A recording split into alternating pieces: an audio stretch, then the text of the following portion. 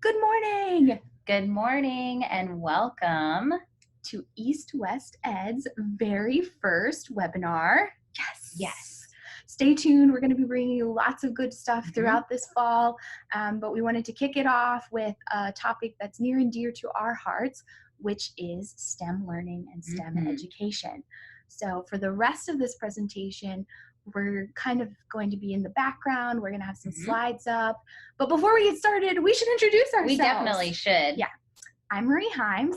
I work at the Friday Institute at NC State University. I'm a research associate here. And prior to coming to NC State, I was a middle school and high school English, German, and social studies teacher. Awesome. Thanks, Marie.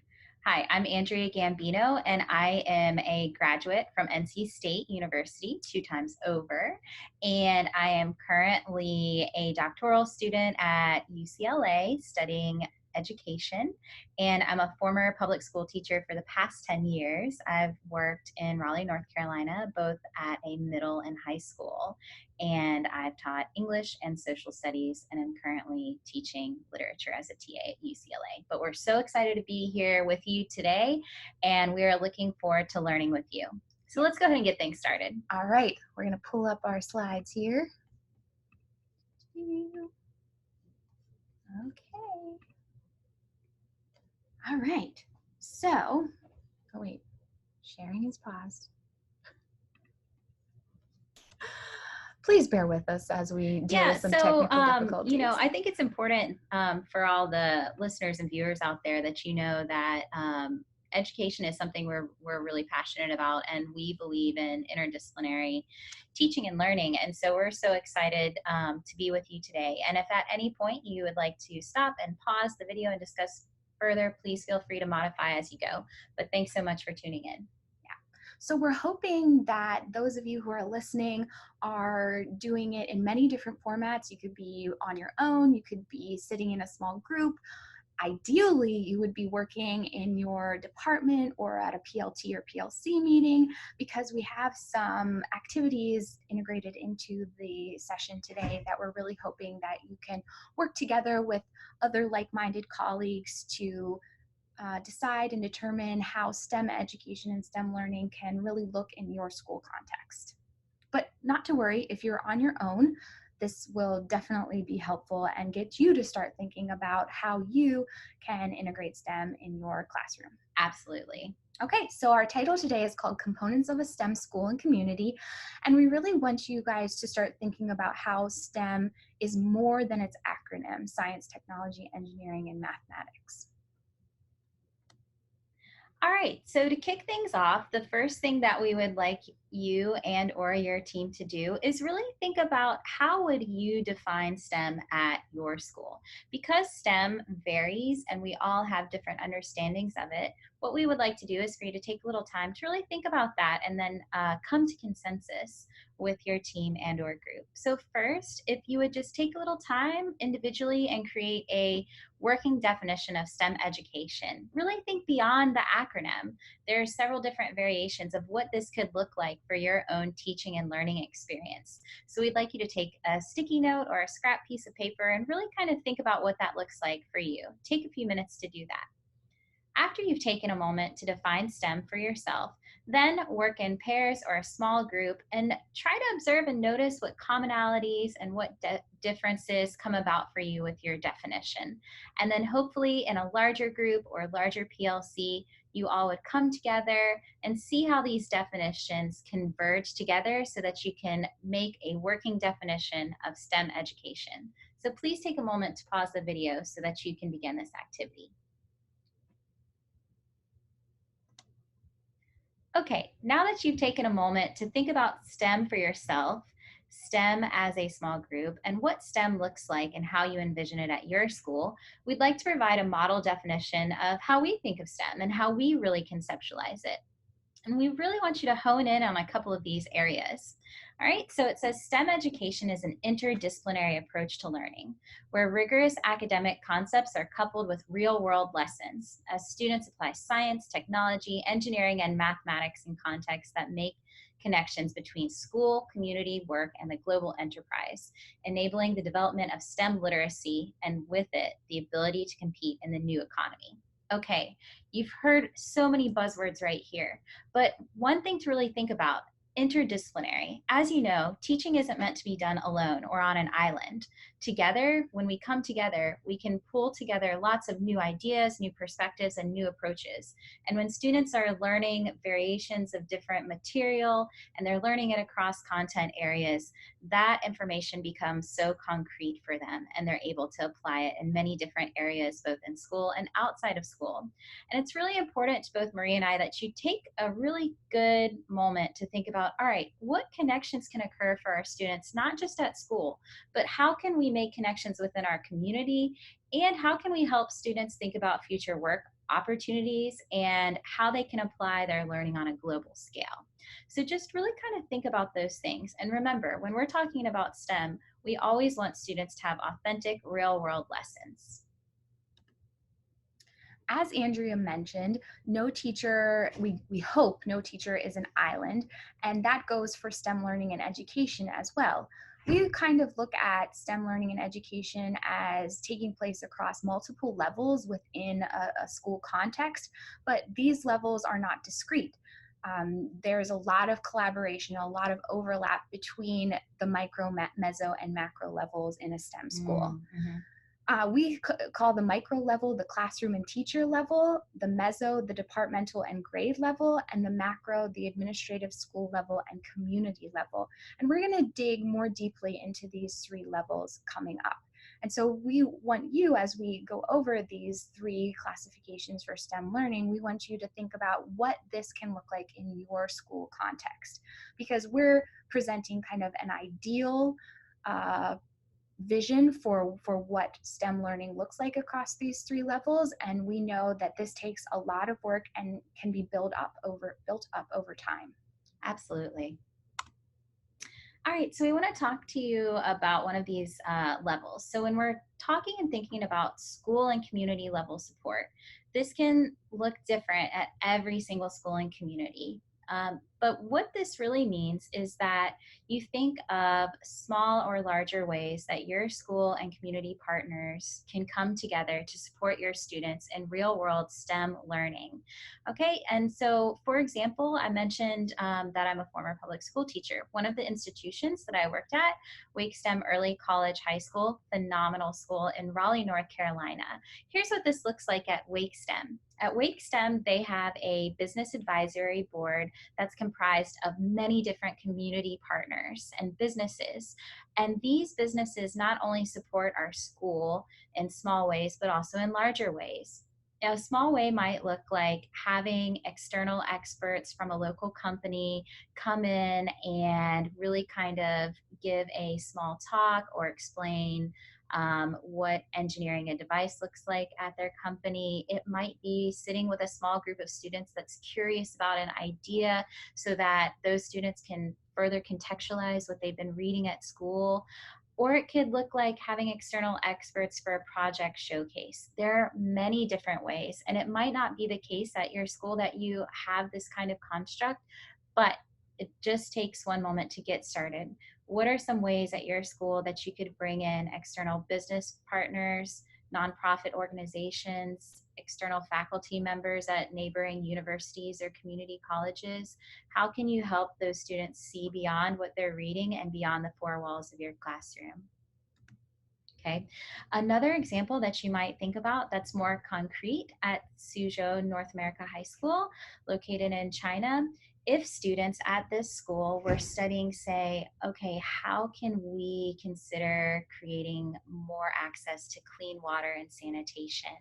Maybe it's the case that a team of science teachers, STEM teachers, or interdisciplinary teachers get together and reach out to a company called Ecolab.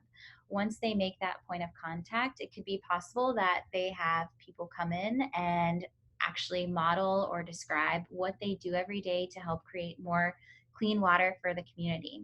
That could be a small way. hopefully long range, once this partnership has been created between a school and a local business community partner, then even larger scale things can happen, because see, this relationship is mutually beneficial. It's not just for the students, but also supports the business partners as well. Maybe long range students can have an internship or job shadowing, and then maybe even later on after they graduate, they might end up sustaining a job at this company. So it's really helping students be able to see that long range possibility. But it all starts by making that initial point of contact. And the next level that we wanted to discuss with you all is the department and grade level. But before I dig into that, I wanted to tie what we're talking about back into our definition of STEM from the beginning of this webinar, because one of the things that Andrea mentioned is that STEM education and STEM learning are really important to tie to authentic experiences. And so those authentic experiences can really be brought about in a STEM school context from the top down and the bottom up. These different levels that we're discussing really have to kind of work together to, over time, develop these lasting, meaningful relationships with external partners. Mm-hmm. So at the departmental and grade levels, you're really going to be embedding problem-based and project-based learning vertically, horizontally, and therefore interdisciplinarily. Mm-hmm. So what that looks like in terms of vertical alignment is that there needs to be departmental cohesion. So within, let's say, for example, the science department, what the students are learning in 9th, 10th, 11th, and 12th grade needs to build on each other, spiral, and make sense. Mm-hmm. In terms of horizontal alignment, that is where we're looking at across grade level preparation and planning, which Mm-hmm. can really then lead into this interdisciplinary project-based and problem-based learning, which we find through chunking skills and goals by content areas, and that meets or lends itself to meeting vertical and horizontal alignment goals. So one example that we have of vertical alignment is looking at the UN Sustainable Development Goals as the kind of content basis for project and problem-based learning.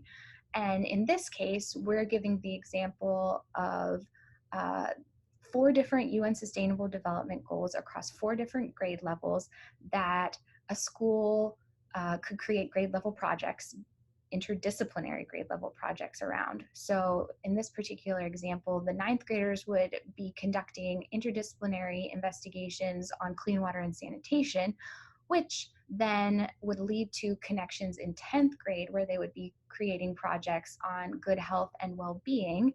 And then building upon that in 11th grade, tying into peace, justice, and strong institutions, and in 12th grade, affordable and clean energy.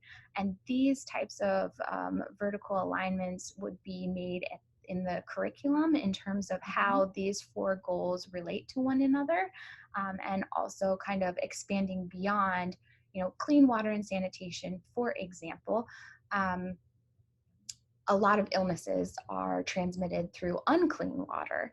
And so that could be then a connection to build on when you're looking at good health and well-being. And additionally, with clean water and sanitation, students might investigate how access to water leads to conflict in some regions of the world. Mm-hmm. And so that would be then a connection that they could learn more about, build upon, expand upon in 11th grade when they're looking at peace, justice, and strong institutions. A horizontal alignment example would be going back to that 9th grade project where they're looking at clean water and sanitation, and then across the disciplines in the 9th grade, examining what is in our water and how can it be improved. So in a chemistry class, that might mean taking samples of local water sources and determining pollutants in the water, then translating that in a math class into visual data representations, and in English class, creating a lab report that discusses their findings, and in history, maybe tying it back to that context, that historical past context of how local water supplies have changed, and then going forward, what the implications are for the local community.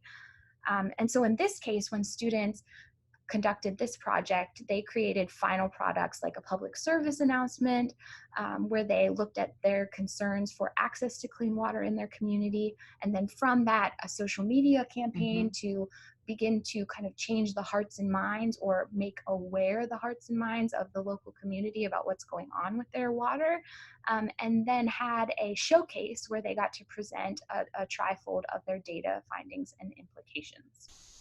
And you can see on the right hand side here there that all of these projects are grounded in the standards that the teachers are expected to meet throughout the course.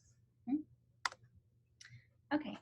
So we want to talk with you a little bit more about what the classroom and teacher level can look like. So first of all, as Marie mentioned, a lot of what we're talking about is really grounded in project-based learning, problem-based learning. So as you know, what that might look like is the teacher is really shifting into a more facilitator role, preparing the materials and classroom activities, as Marie previously discussed, and your students are working into that active inquiry role, working as scientists, really discovering real world solutions based on what they're reading and writing about. But it's all rooted in how can they solve these approaches, or what approaches can they take to solve these issues that they're studying. So their learning is truly in their hands, and we as teachers are there to support them, to help ask them guiding questions, and to really kind of scaffold what it is that they're discovering.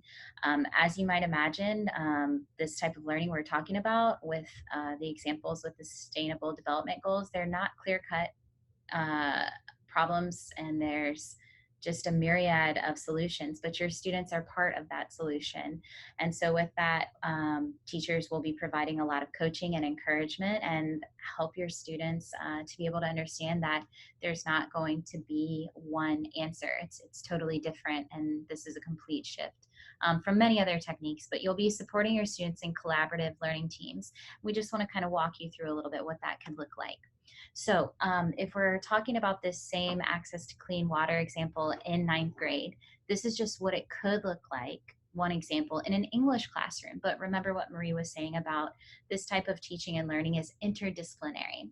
So for example, the teacher as facilitator might gather some common readings or walk students through finding case studies, or provide examples of case studies on water scarcity, helping students really kind of critically read and really be able to dissect those texts. So applying the same kind of skills that students are regularly using in that English classroom and across the discipline as well. Students will then work to annotate and dissect those texts, talk to the text, ask questions, and work their way through those case studies to start to question and synthesize some of the information together that will help further gather some of the solutions that they're starting to draw. Students will then be working together as active scientists in collaborative learning teams to really kind of work through these significant findings, to consider areas for further exploration or subsequent research.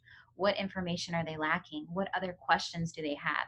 Students will be constantly raising more questions, and hopefully, because they're studying something that they're passionate about, an issue that's relevant to their local or global community, they'll just be even more engaged and even more hungry to learn. The teacher will then facilitate a full class discussion, bringing all students together so that students can co-construct meaning together, helping each other answer each other's questions, but the teacher is there to facilitate and really help students synthesize together what they've been learning in class. And then that also provides an opportunity for the teacher to make informed decisions about what's needed next. How can that teacher help fill in those gaps and provide even additional supports for reading, research, etc., to help further students along on their research process. And then students will begin to prepare and apply what they have learned for the subsequent learning activities across disciplines. So when they're traveling from English into their other classroom, they'll know what next step they need to take to further synthesize and come up with new steps for their learning process. One of the really cool things about conceptualizing STEM education and STEM learning as inquiry is that what you and your students are doing together is proleptic. I love that word. Mm-hmm. It's a new Yes, word for me, but I like that. proleptic means that it's forward thinking, it's forward looking, and it's forwardly applicable. So in so many ways, constructing problem based and project based instructional activities for you and your students to engage in, it teaches them the disciplinary practices and habits of mind across the content areas, and it also gives them the supports that they need to begin asking questions, looking Mm-hmm. further than just what they are expected to do for a school assignment. Yes. So we want you all to reflect on all of this information that we've been providing you about micro, meso, and macro levels of STEM integration at your school. And the activity that we've designed is called a bus stop. So what we suggest in your small group or in your PLC is you write those 4 questions that are up on your screen on big pieces of poster paper and stick them around the room. And then you kind of circulate. Look at the questions, decide what your answer is, use a marker, and it's really cool if you can have different colored markers because Yes. then you can see whose opinion is what where. And then once you all have been able to comment your original response on the 4 questions, take another round through the different bus stops and comment on a question that really resonates to you or follow up with an additional question on someone else's response. Really engage in talking with each other in written form. Yes. We also want to point you in the direction for some resources if you and your cohort at your school are ready to STEMify. And we wanted to share some of the resources that we've been using at our schools and with other teachers in schools that we work. And we've divided that into kind of 2 different groupings. For content planning, we are really passionate about using the UN Sustainable Development Goals as the basis for students' projects and interdisciplinary projects. So 2 resources are actually the UN website, and also a super cool place for teachers is called Teach SDGs. They have a great community of like-minded educators that you can join up with. They also have tons of specific educational resources for all 17 UN SDGs. And it's just been a really great community for me personally to be a part of. Yes. In terms of conceptual planning and how to structure project-based learning and problem-based learning, we really have used a lot of resources through the Buck Institute. And also our mentor here at the Friday Institute, Dr. Hiller Spires, has created this really awesome inquiry approach called Project-Based Inquiry Global that Andrea and I have both been a part of. And so we would love for you to check that out as well. Yes. Check out these resources. And remember, you're not alone in this teaching process. You don't have to start from scratch. Please use these resources. They've been instrumental for us in our own teaching and in working with teachers around the globe. So check them out. All right. Thank you all so much for sticking with us during this first webinar. We hope that it was informative and engaging, and we look forward to working with you all again soon. If you want to contact us, our names and email addresses are up on the screen. So I'm Marie Himes. And I'm Andrea Gambino From East to West. And check us out for our social media launch coming soon this fall. Thank you guys. Thank you. Bye. Bye. I think that was pretty good. Yeah, me too.